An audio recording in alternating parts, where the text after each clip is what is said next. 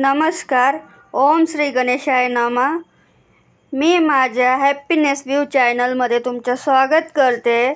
आज आपण उडदाच्या डाळीचे पौष्टिक लाडू याची रेसिपी बिना पाकाची बघणार आहोत. तर बघा, लाडू एकदम रवाट आलेला आहे आणि न दाताला चिटकणार आहे. कधीच तो दाताला चिटकणार नाही. त्यासाठी काय केलं मी ते पूर्ण ह्या व्हिडिओमध्ये बघा. 1 किलो उडदाची डाळ घेतली, तिला साफ करून घेतली, कापडाने पुसून घेतली आणि गिरणीत देऊन थोडी जाड दळून आणली. बारीक रव्यासारखी दळायची तिला.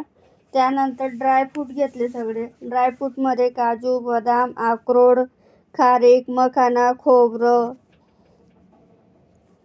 खारीक घेतली अर्धा किलो. ग्रॅममध्ये पण स्क्रीनवर दिलेलं आहे. आणि तिला बारीक तुकडे करून घेतले. त्यानंतर खोबरे घेतले अर्धा किलो. खोबऱ्याचे पण तुकडे करून घेतलेत. त्यानंतर बदाम घेतलेत 250 ग्रॅम आणि काजू घेतलेत 250 ग्रॅम. डिंक 200 ग्रॅम घेतलाय, तुम्ही 150 घेऊ शकता. 250 ग्रॅम अक्रोड आहेत, 250 ग्रॅम मखाना आहे. त्यानंतर 1 किलो घी लागले पूर्ण. 1 चम्मच कढईमध्ये टाकलं आणि त्याच्यात काजू फ्राय करून घेतलेले आहेत. काजू म्हणजे एकदम ब्राऊन कलर, जास्त ब्राऊन डार्क पण नाही आणि लाईट पण नाही, असा होईल तोपर्यंत भाजू द्यायचे आहे. काजू काढून नंतर बदाम टाकले. त्याच्यात थोडं तूप होतं म्हणून मी तूप टाकलं नाही.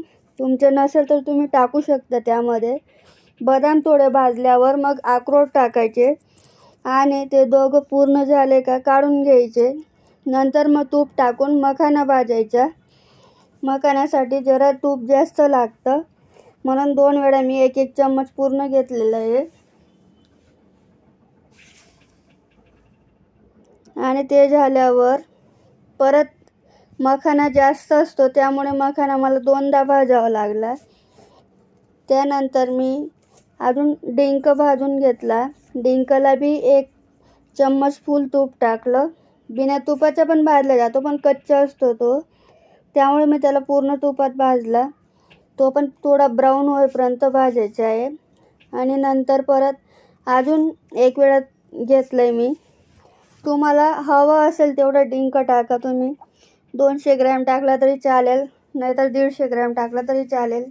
काही 100 ग्रॅम पण टाकू शकतात. तो डिंक मी पूर्ण काढून घेते आता बाहेर. आणि वेगवेगळे काढलेले आहेत. मखाना वेगळा, डिंक वेगळा आणि काजू, बदाम, अक्रोड हे एकत्र काढलेलं आहे. ते आता मी मिक्सरमधनं फिरून घेणार आहे. काजू बदाम थोडं जाडसर फिरवायचं आहे. तुम्हाला हवं तर तुम्ही बारीक पण करू शकता, पण जाड चांगलं लागतं. आणि कढईमध्ये तूप घेतलेलं आहे मी. ती छोटी पडत होती म्हणून मोठी कढई घेतली. मोठ्या कढईमध्ये आता तूप घेऊन पीठ टाकलं आहे. पीठ रवासारखं दळायचे, बारीक रवासारखं, एवढं लक्षात ठेवा. बारीक दळलं तर चिटकणार, रवासारखं दळलं तर खायला पण चिटकत नाही. आणि ते जसं लागेल तसं आपण यामध्ये तूप टाकून पूर्ण त्याला भाजूया.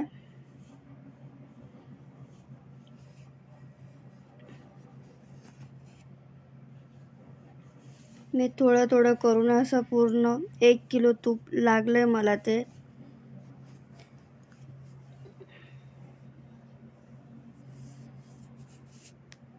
आणि माझा व्हिडिओ आवडला असेल तर सबस्क्राईब करा, लाईक करा, शेअर करा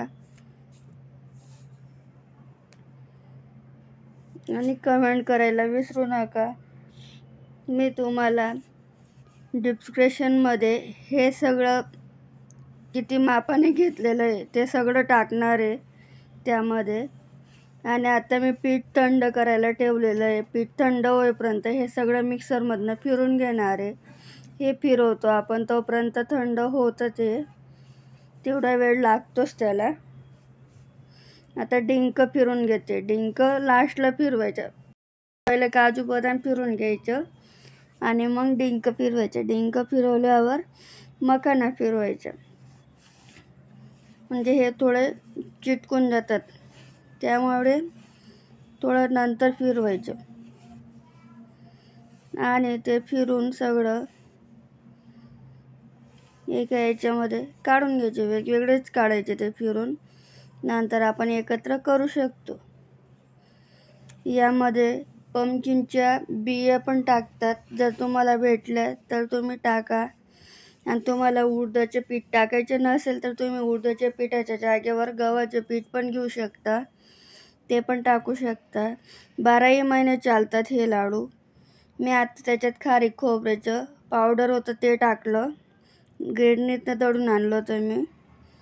आणि मग आता काजू, बदाम, अक्रोड हे टाकलं आहे.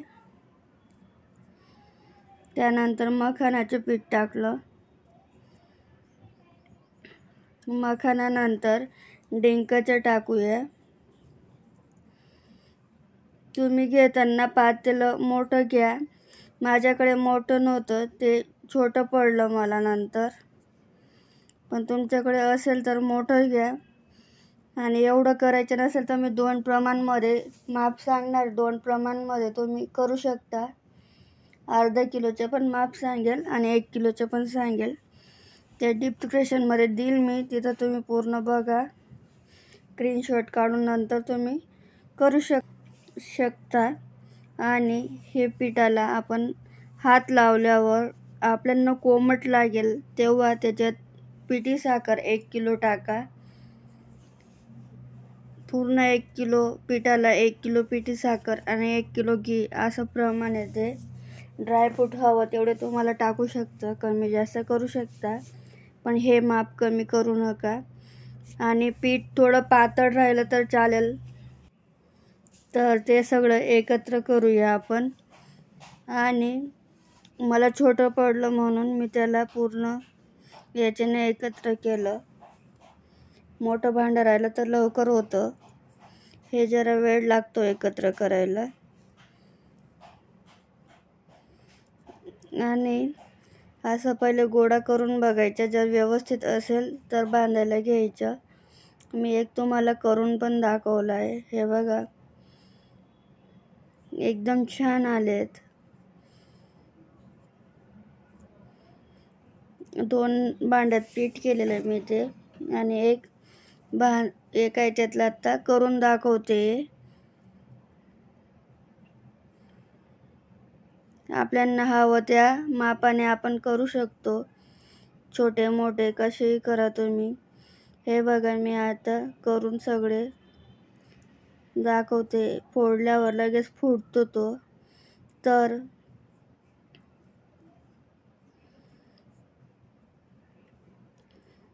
छान झालेले ते.